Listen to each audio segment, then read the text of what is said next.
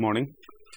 So, in the last class we have talked about the clustering using Batchelor and Wilkins algorithm, and then we had talked about a graphical approach where the graph is represented by an adjacency matrix, and from the adjacency matrix we have seen that how we can cluster the given set of feature points. Okay.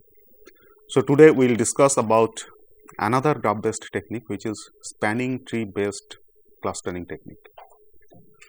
So, when we talk about spanning tree, or in our case we will be talking about minimal spanning tree, a spanning tree is nothing but a tree representation of a graph. So, you know that the difference between a graph and a tree. In case of a graph, you can have cycles. In a tree, you cannot have a cycle. Okay. So, given two nodes, I can have only one path between two given nodes. I cannot have multiple paths between two given nodes, which is allowed in case of a graphical representation. So, when we talk about the minimal spanning tree, there the graph is represented as an weighted graph. Weighted graph in the sense, when I say that a graph is represented by a set of vertices and set of edges, every edge has an weight or a cost associated with the edge. Okay. So, if I have a graph something like this, so having a number of nodes, so if this is a graphical representation, say any arbitrary graph something like this, the nodes are A, B, C, D, E, then every node will have an weight associated with it, say W1, W2, W3, W4, W5, W6, W7 and so on. So, when we talk about the minimal spanning tree, as we said that a graph can be represented by in various ways. One of the representation that we have discussed in the last class is the adjacency matrix representation. That means, if there is an edge between two nodes in a graph, then the corresponding element in the adjacency matrix will be equal to 1. If the nodes are not connected, the corresponding elements in the adjacency matrix will be equal to 0. In case of weighted graph, I can have a matrix representation where in the corresponding element in the matrix I will have a value corresponding to weight of the corresponding edge. The other form of representation of the graph is by an edge list. Okay. So, wherever I have an edge, so I have an edge between A and B. So, this graph can be represented in the form A, B, then B, C, then let us say this is W, E, okay, then A, E, then E, D, D, C, and we have E, C. Okay. So, I have the set of edges, and this set of edges along with the vertices represent the graph. When I consider an weighted edge, then for every edge I will have the corresponding weight. So, this will have W1, similarly BC will have W4, AE will have W2 and so on. Okay. So, given a set of feature vectors, what I have to first do is I have to represent that set of feature vectors in the form of an weighted graph. Okay. So, if I assume that the graph is completely connected between, that means between every pair of nodes I have an edge, okay, and the weight of the edge will be the distance between those two vertices or those two feature vectors, corresponding feature vectors. Okay. So, in our case, this weight W is nothing but the distance between the nodes A and B, where node A represents one feature vector, node B also represents another feature vector. So, it is the distance between the feature vectors A and B which will represent the weight of the corresponding edge. Okay. So, if I represent the set of feature vectors by a completely connected graph means between every pair of nodes I will have an edge, and the corresponding edge will have an weight which is nothing but the distance between the corresponding vertices which are connected by the edge. Okay. And this distance can be various distance measures. In our case, we will assume that we will measure the Euclidean distance between the two vertices. Okay. So, given this, how we can have a minimal spanning tree representation of this graph? The minimal spanning tree says that when I find out the spanning tree corresponding to a graph, then the sum of the weights of the edges which are included in the spanning tree. Okay. So, you find that the spanning tree representation of this graph will obviously have all the vertices of the graph, okay, but the edges that will be included in the spanning tree, that will be a subset of the edges which are there in the graph. Okay. So, when I consider that subset of the edges, the minimal spanning tree says that the sum of the weights of the edges which are included in the spanning tree, that should be minimum. Okay. So, that is what is the minimal spanning tree. So, a minimal spanning tree algorithm can be very easily found out that when I have this edge list. Okay. So, here we assume that we will use a representation of the graph which is an edge representation, and every edge has a corresponding weight. So, when I have this edge list, these edges will be ordered in ascending order of the weights. Okay. So, the first edge in my list will have the minimum weight, and the last edge in the list will corresponding to maximum weight, and in between the edges will be ordered in ascending order of the corresponding weights. Okay. So, I will again take an example to explain how this minimal spanning tree can be constructed from a given graph, and how this minimal spanning tree can be used for clustering purpose. Okay. So, I will use a set of feature vectors, say feature vector A, which is 1 1, feature vector B, which is say 1 2, feature vector C, which is say 3 2, feature vector D, which is 3 3, E, which is say 6 6, F 6 7, G 7 6, H, which is say 7 7. So, I will consider this 8 feature vectors. Okay. And as I said that when I represent these feature vectors by graph or a completely connected graph, and that to an weighted completely connected graph, then obviously I will have 8 nodes, and the number of edges, because the graph is completely connected, is nothing but 8 C 2, okay, and which you can compute that this is factorial 8 upon factorial 2 into factorial 6, which will be 8 into 7 by 2, that is equal to 28. So, maximum I can have 20 edges within this graph, as the graph is completely connected. Okay. And for each of this edge, I will have an weight which is nothing but the Euclidean distance between the corresponding feature vectors. Okay. So, accordingly, as we were doing in the last class, we can form a distance matrix, or in this case it is an weight matrix. Okay. So, given these feature vectors, I can find out what will be the weight matrix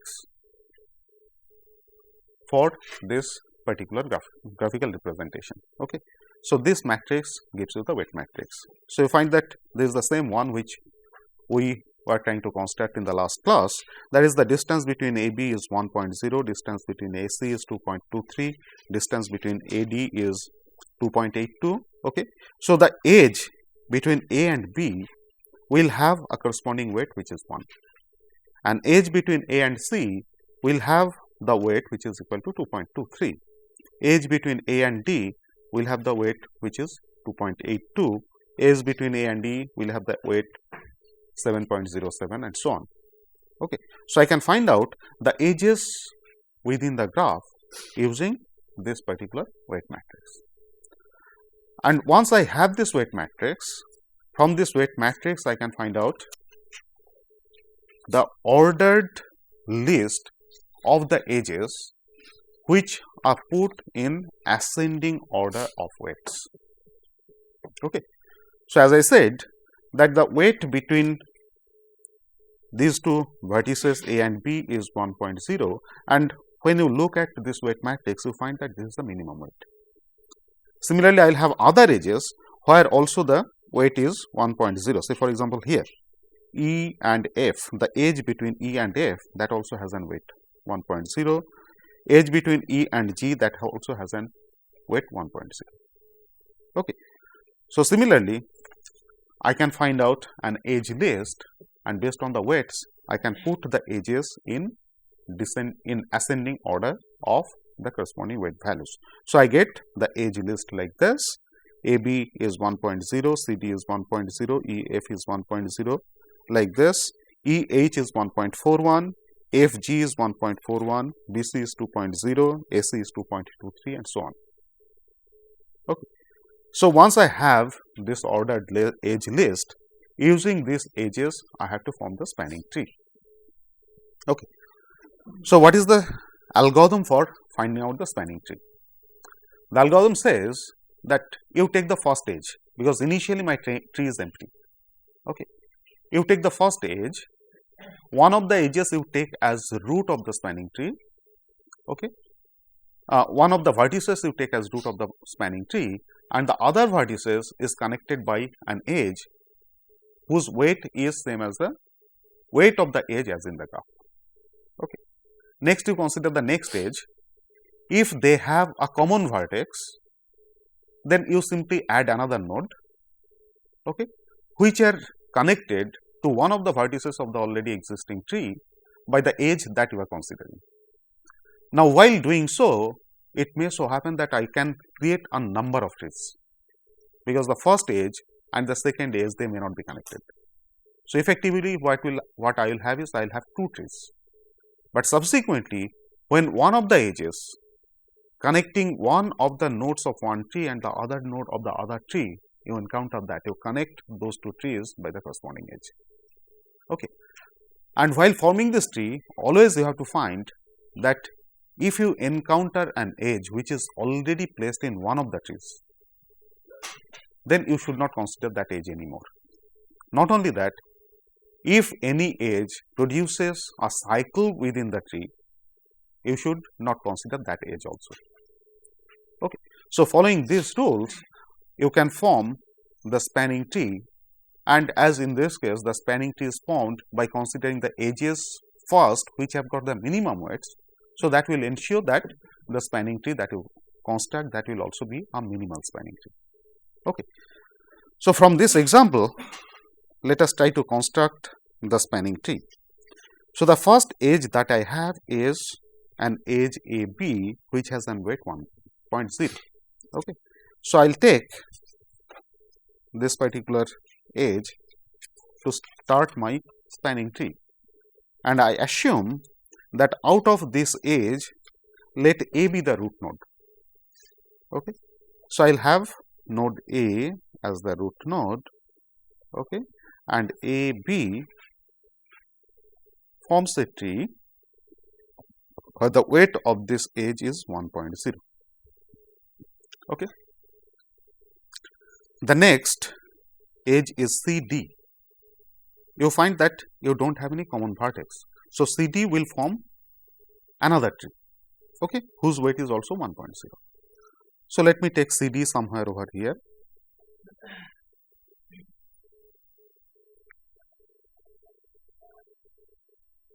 Its weight is also 1.0. Okay. The next one is EF. Again, there is no common node of EF with AB or CD. So, this will be another tree. Okay. So, EF, let me consider this EF.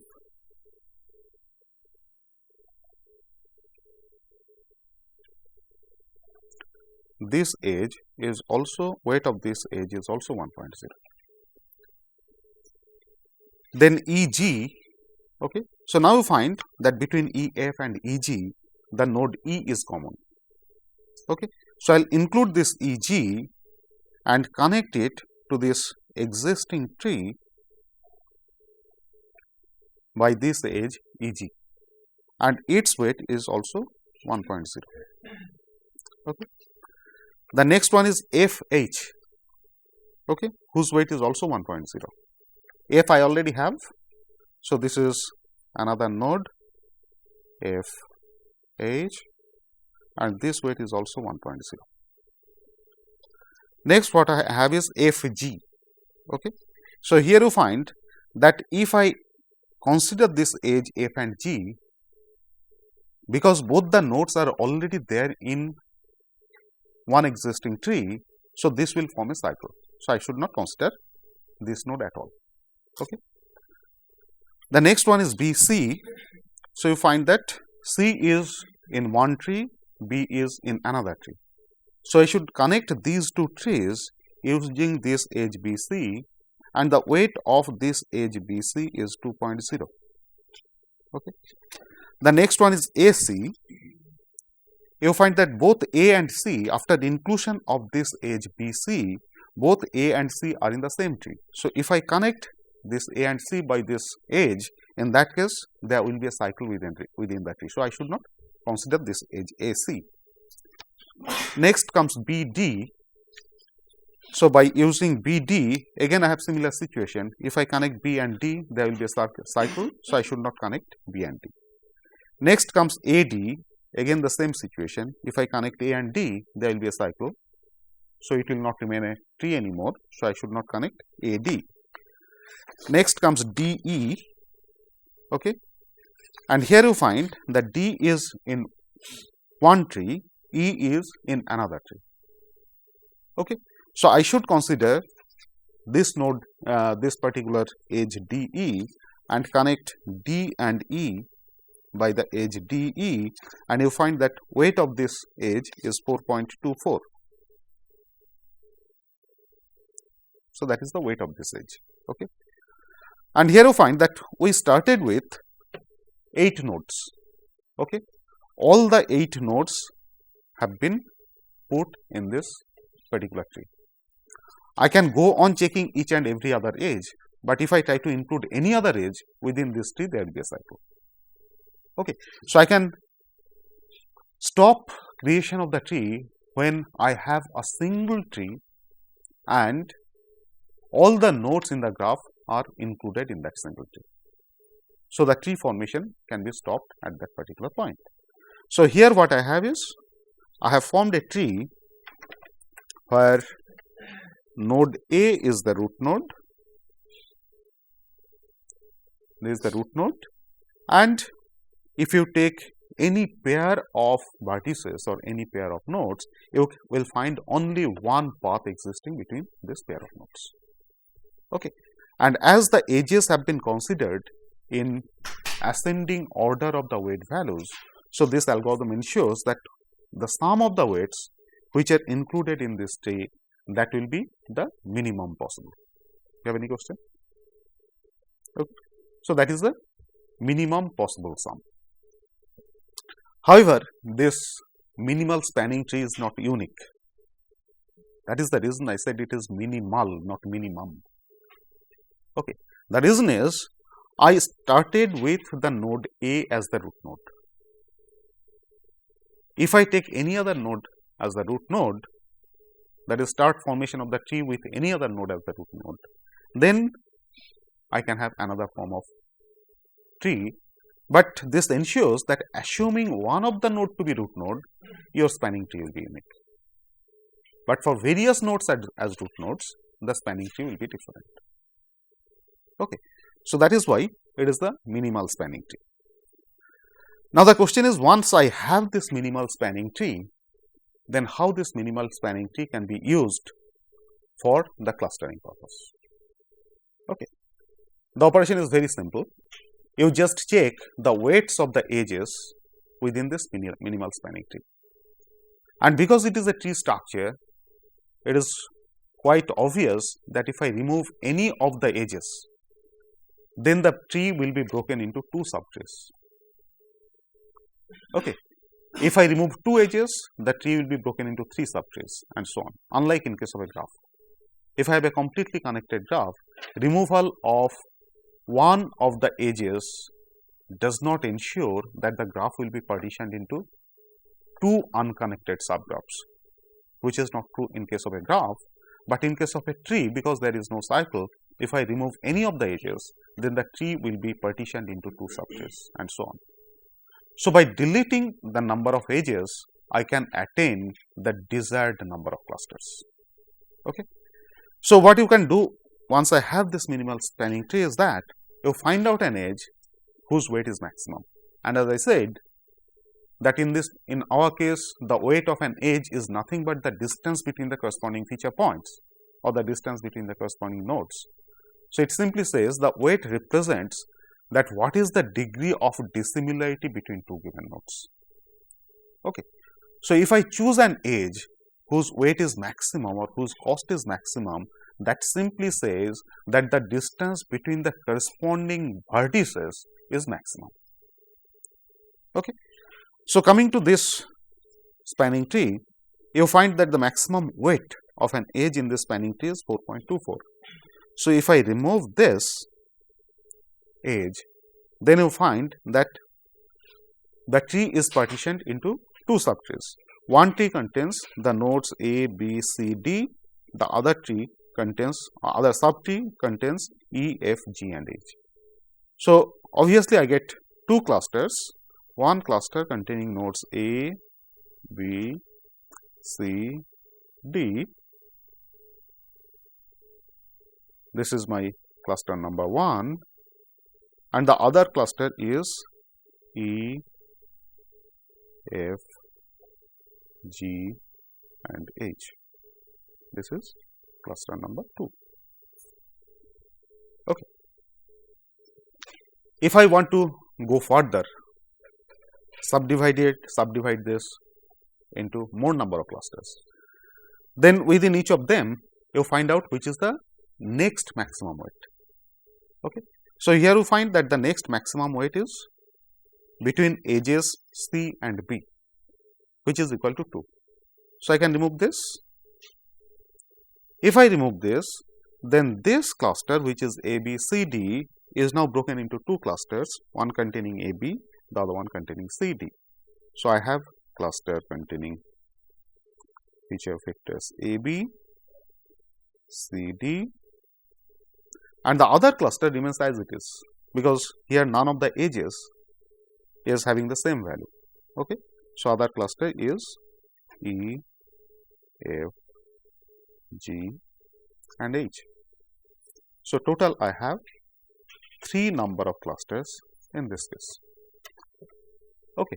So, I can approach one of the 2 criteria, that is, I can say that this is the number of clusters I want, or minimum number of clusters that I want, or I can also say that what is the distance between 2 given clusters I should tolerate, so that those sets of points can be put into the same cluster. Okay. So, like in this case, when I consider this cluster considering E, F, G, H, and I consider this cluster A, B, C, D, you find the distance between these 2 clusters is 4.24. Similarly, over here between the cluster A, B and cluster C, D, the distance between these 2 clusters is 2. Okay. So, I can have either, or I can either select the number of clusters that I want, or I can also select that what is the minimum distance between the 2 clusters which can be tolerated. Okay. So, I can either have distance threshold or weight threshold, or I can have number of clusters. So, accordingly I can form the number of clusters. So, here you find that because it is a graphical technique and the graph is a global approach, so the number of clusters that you get or the points which are put in the clusters will also be independent of the order in which you consider the points. Okay. Unlike in case of any of the sequential algorithms. Pardon? Cluster 1 and cluster 3. That will obviously be more than 4.24. The reason is, when I have constructed this spanning tree, all the edges are considered in ascending order of weight values. So, had there been any edge between any of the points or any of the nodes A and any of the nodes within this cluster, had there been any edge whose weight was less than 4.24, that edge would have been considered before this edge. Is that okay? So, that is quite obvious that obviously there is an edge between A and E, there is an edge between A and F, there is an edge between A and H. There is an edge, but the weight of this edge, weight of such edges is much more, has to be more than 4.24. You come to this weight matrix. Let us take AE. AE. See, the weight is 7.07. Consider AF. Weight is 7.81. Similarly, AG 7.81. AH is 8.48. It has to be more than 4.24. Otherwise, those edges would have been considered before this edge. Okay. So, naturally, the distance between this cluster AB and the cluster EFGH will be more than 4.24. Okay, that is how this spanning tree is constructed. Is that okay? Correct. Here we are constructing entire spanning tree and then partitioning it. Yeah. But can we do it during the course of formation of spanning tree? During the course of formulation of spanning tree, I don't know, that has to be thought. Then complexity can be reduced. Not necessarily. Because we are constructing entire spanning tree and partitioning it. If it can be done during the course of formation of spanning tree. See, what can be done is, if I have, as we have done in this case, we have put a threshold on the weight value. Okay. So, while construction of the spanning tree, because I know the maximum weighted edge is the last one which has been considered while forming this minimal spanning tree. So, if I put a threshold on the weight, so the moment I get an edge of a particular weight, Yes, in this case, I will stop construction of the spanning tree. But even then the problem is, there might be other vertices which has not been included in the tree at all. Okay. So, if there are more number of edges whose weights might have been more than 4.24. So, if I put a threshold on this 4.24, when this edge is considered, I stop construction of the spanning tree, there might be other vertices which has not been included in the spanning tree at all. Okay. So, then you have to go on checking whether every node has been considered or not.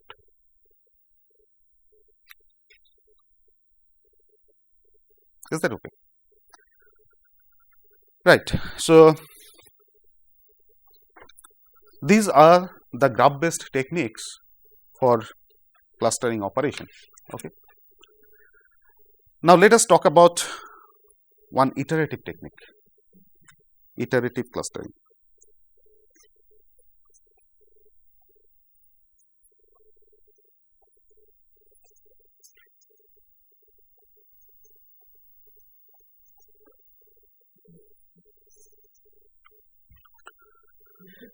So, one of the very popular iterative clustering technique is called k-means clustering.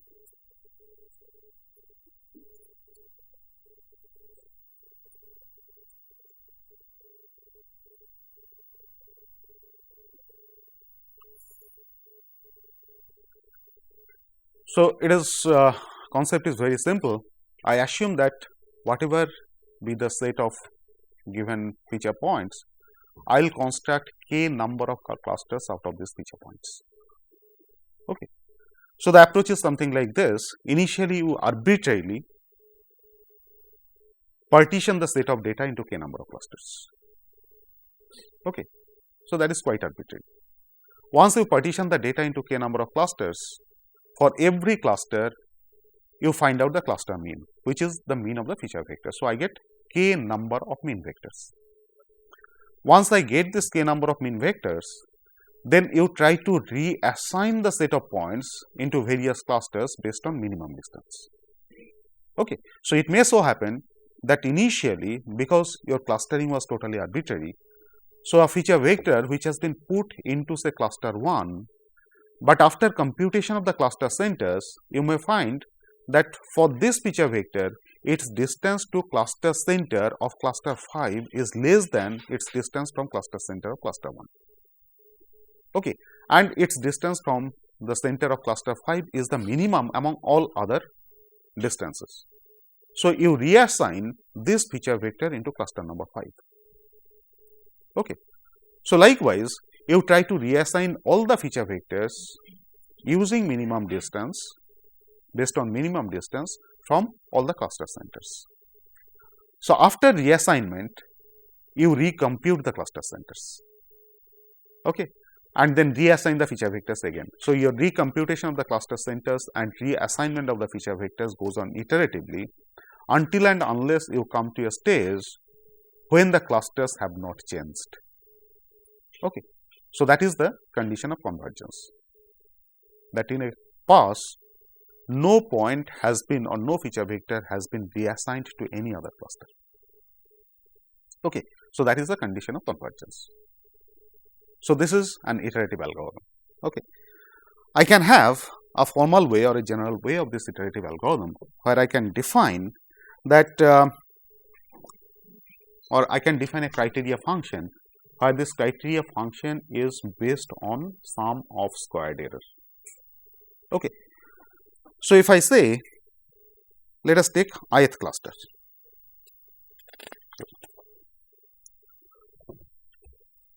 So, criteria function based clustering.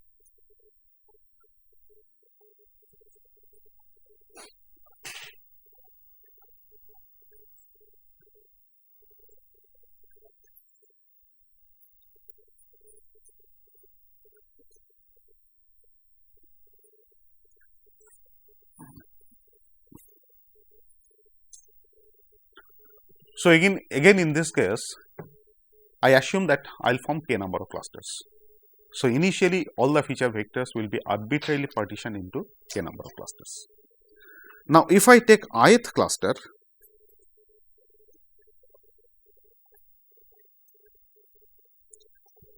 in ith cluster, the error in the ith cluster Ji will be computed as x minus mi square sum of this for all x which belongs to partition Di. Okay. Where mi is nothing but the mean of these feature vectors which are put into cluster Di.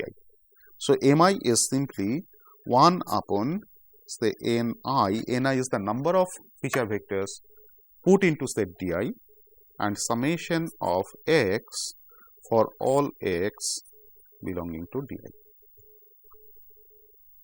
Okay. So, this I compute for every cluster I where I varies from 1 to k, as I am saying that I consider k number of clusters. Okay. And the total error is given by Je is equal to sum of Ji, okay, where I varies from 1 to k. That is the.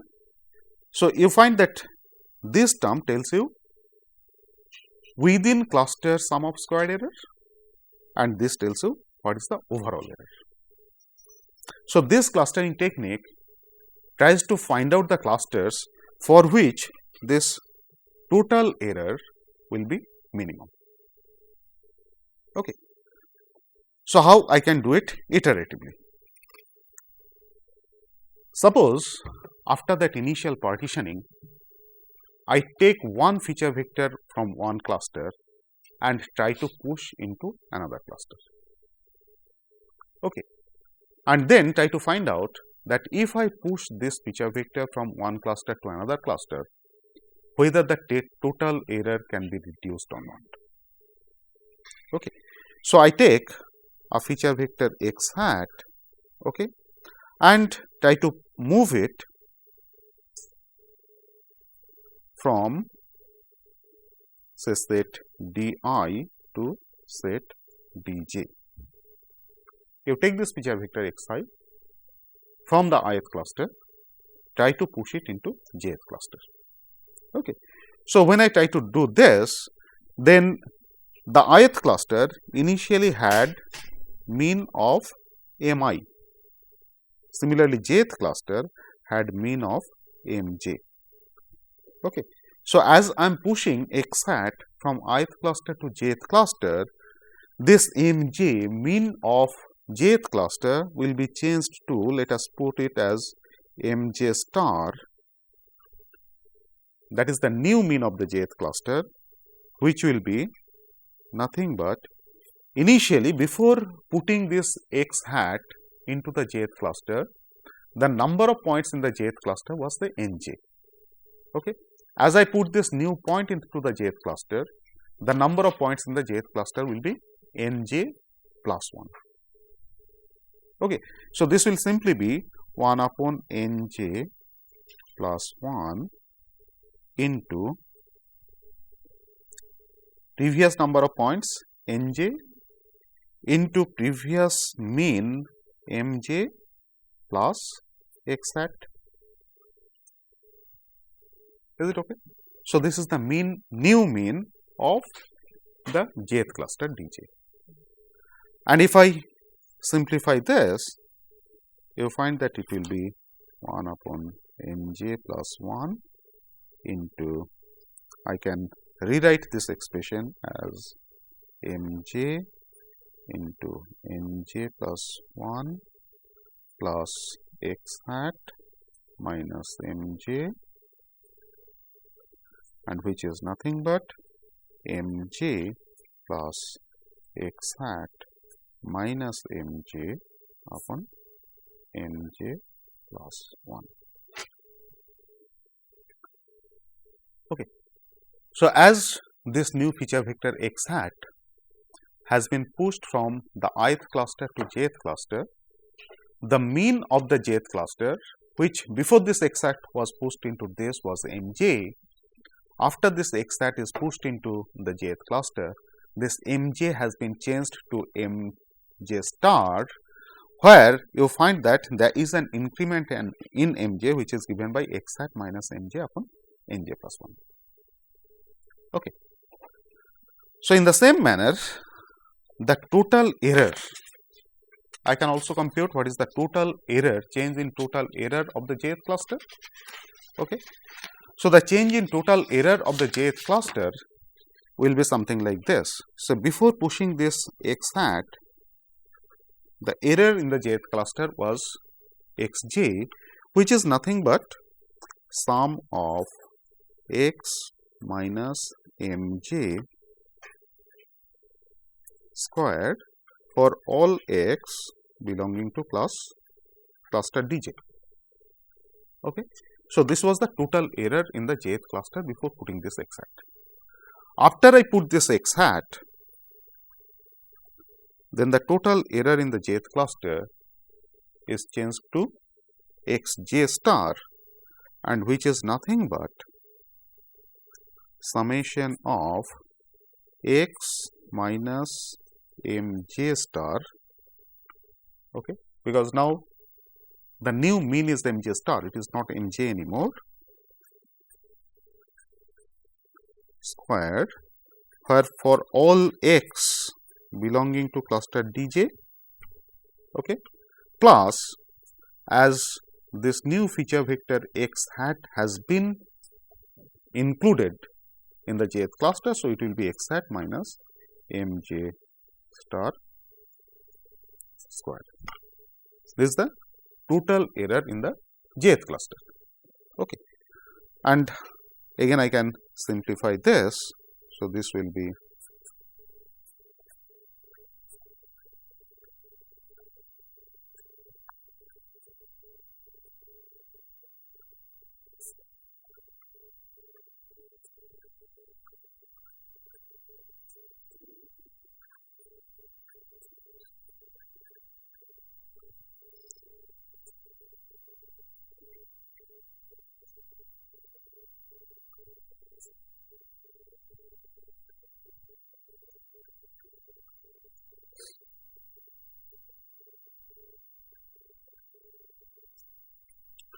and this can be simplified as xj plus nj by nj plus 1 .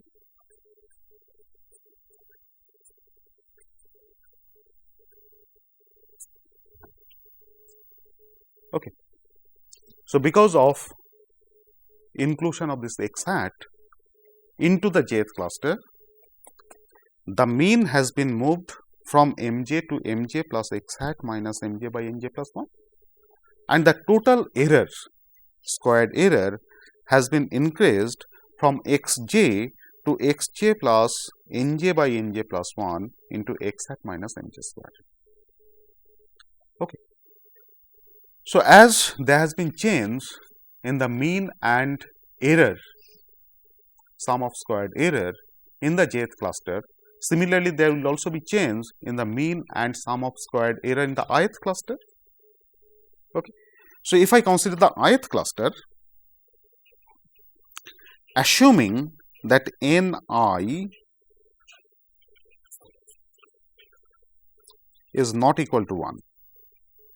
Why I am considering this Ni is not equal to 1? Because if Ni is equal to 1, that means the ith cluster or set Di had a single point. If it has a single point, if I want to push that into another cluster, then the number of clusters will be reduced. Okay. So, if any cluster contains only one feature vector, that cluster should not be collapsed. So, that is the reason that this condition Ni not equal to 1. So, if Ni is greater than 1, then only I can take a feature vector from the ith cluster, try to push it into another cluster. So, having this particular condition that Ni is not equal to 1, the cluster center for the ith cluster will be modified to Mi star will be equal to Mi minus x hat minus Mi upon Ni minus 1. By similar such calculation, you can find out this. And similarly, the error within the ith cluster will be changed to xi star, which is ji minus ni .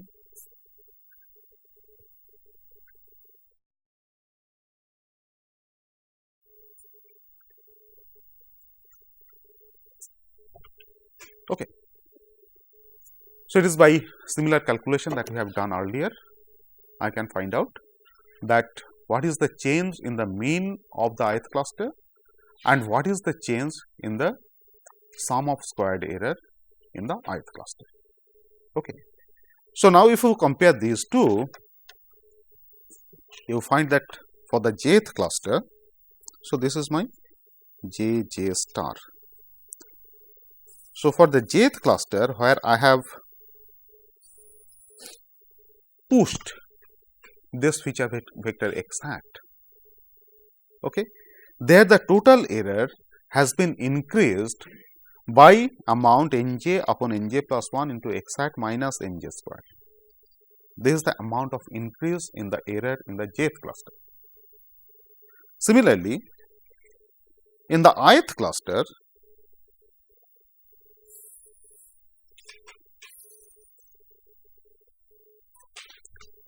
the total error has been reduced, it has been decreased by ni upon ni minus 1 into x hat minus mi square. Okay. So, here I have a net increase, over here there is an increase by this amount, and over here there is a reduction by this amount. So, this transfer of x hat from the ith cluster to jth cluster will be profitable in the sense that it will reduce the total error. because total error is nothing but sum of these two errors. So, it will reduce the total error if the reduction in the error in the ith cluster is greater than the increase of error in the jth cluster. So, wherever I have error reduction, the amount of reduction has to be more than the amount of increase that is happening in the other cluster. Then only when I take the sum, then I will have a net reduction in the total error. Okay. So, I will take a feature vector from one of the cluster, try to push it into another cluster, and this transfer of the feature vector from one cluster to another cluster will be effective, will be done only when the decrease in error in one cluster is more than the increase in error in the other cluster. Okay. So, my condition for transfer will be that Ni upon Ni minus 1 into x hat minus Mi square, if this is greater than Nj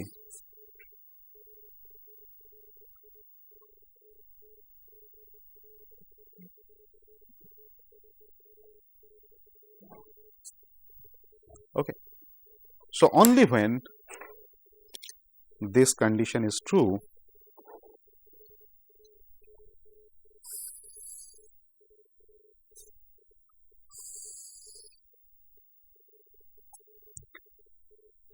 then only I can push this x hat from the ith cluster to jth cluster. Okay. Now, again you find that I am taking x hat from the ith cluster. Okay.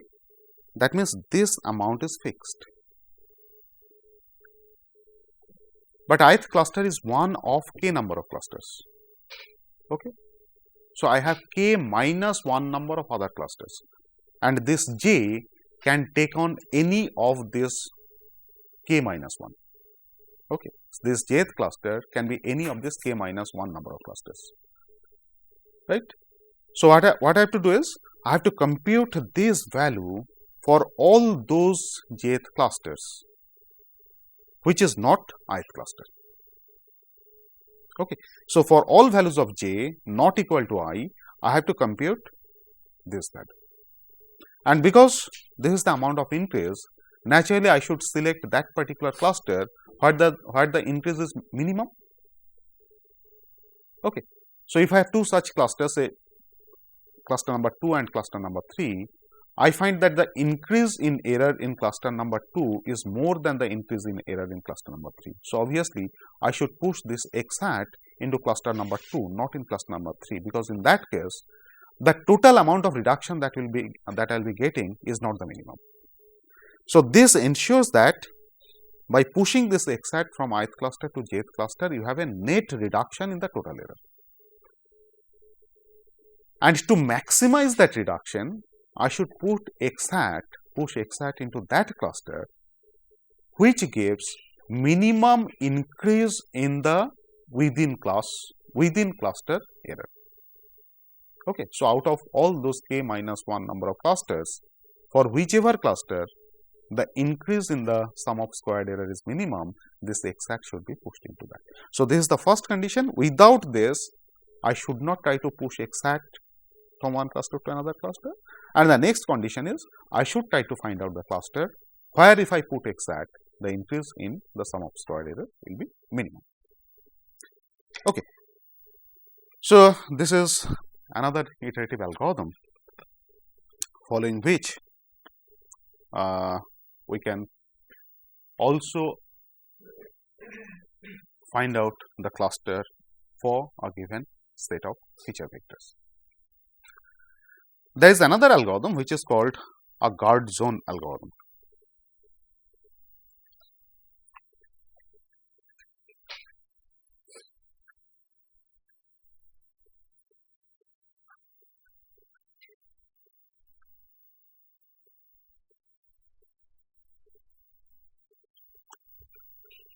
So, guard zone algorithm is something like this. Suppose somehow I get a cluster center say Z, okay, and then around this cluster center Z, I define a zone.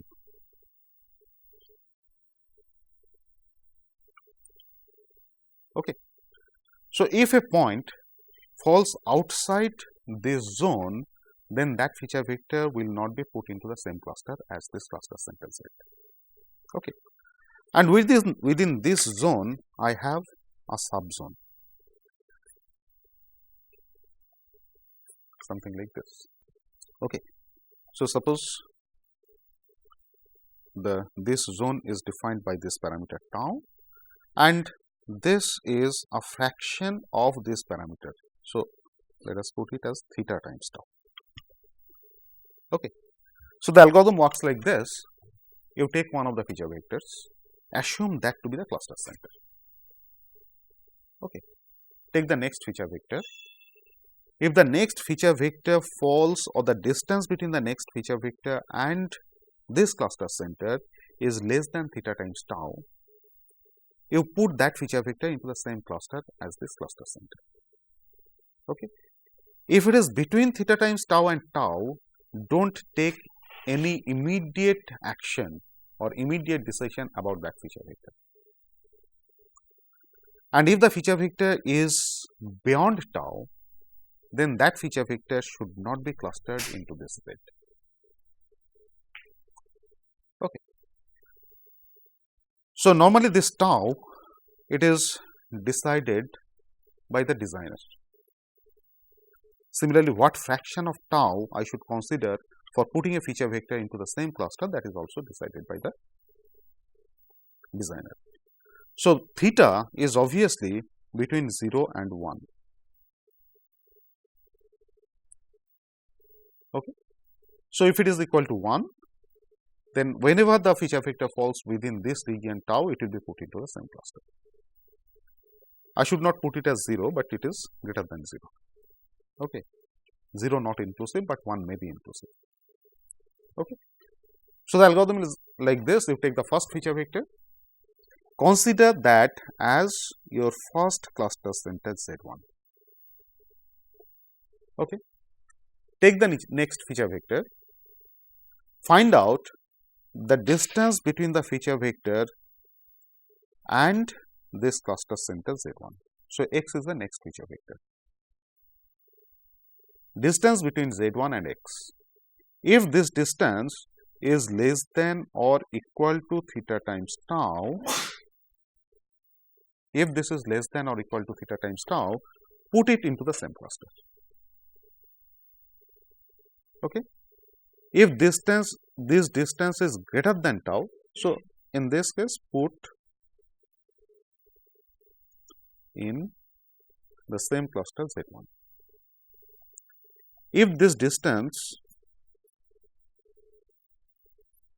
is greater than tau, okay, then you can start a new cluster with x as center. Okay. So, that says that x is somewhere over here or somewhere over here, that is far away from Z. So, you start a new cluster with this x as the cluster center. Whereas, if dz1x, if this is between theta times tau and tau, that means it is within this region, don't take any immediate decision about this, you keep the case pending. Okay. So, like this, when all the feature vectors are considered, some of the feature vectors will be put into some of the clusters. Some of the feature vectors, this is what is called guard zone, will be in the guard zones of other clusters which are already formed. Okay. Then what I can do is, you can find out that what is the number of points which are there in the guard zone of a particular particular cluster. If the number of points within the guard zone of a cluster is not significant, is quite small, then you put them into the same cluster. Okay. But if the number of points is quite significant, then I can do this entire operation once more with a modified value of tau, maybe with a modified value of tau, to try to recluster all those points which are there in the guard zones.